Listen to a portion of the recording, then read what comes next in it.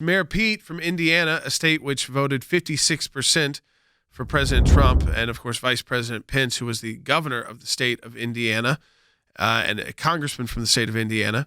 Mayor Pete has said that any of us that support President Trump's conservative policies on immigration and border security are racist. So that's everyone that voted for President Trump. That's about 60% of the people in his home state of Indiana. Take a listen, because this is the first thing. The Democrats have labeled us all in this one debate as conservatives. They've labeled conservatives racist. They've said they will take your guns. But even though you're a racist and we want to take your gun away, we sure do want more of your tax dollars. We sure do want to raise your taxes. We'll take your money too. But take a listen to Mayor Pete, this outrageous statement calling anyone who supports President Trump's policies a racist. It's disgusting. Take a listen. That people who support President Trump and his immigration policies are racist? Anyone who supports this is supporting racism. Anyone who supports President Trump is supporting racism. Well, then let's go to Beto O'Rourke. Now, these were all these kind of the candidates trying to make a name for themselves. But no one was, again, disagreeing with them.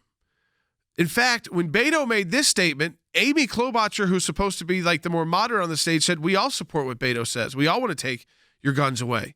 Take a listen to the extreme nature of how he responds to the idea of taking people's involuntarily, not voluntarily, involuntarily assault weapons. Take a listen. We're going to take your AR-15, your AK-47. We're not going to allow it to be used against our fellow Americans anymore. That's the U.S. That's someone running for president who's saying, if I'm president, the U.S. government is going to come take your gun away from you. The previous candidate running for president called you a racist. Understand, folks. Then Amy Klobuchar, who was supposed to be the moderate, she said, well, we all support what Beto said.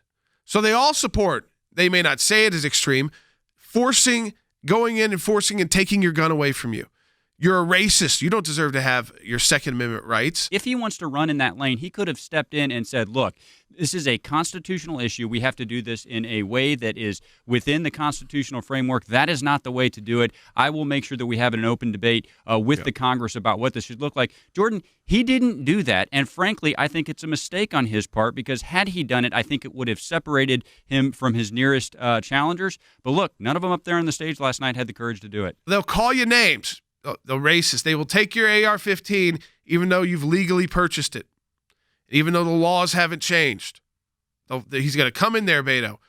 But you know what they'll all agree on? Raising our taxes. They'll take your racist money. They'll take your racist gun-owning money. Absolutely, 100%. They'll take a lot of it.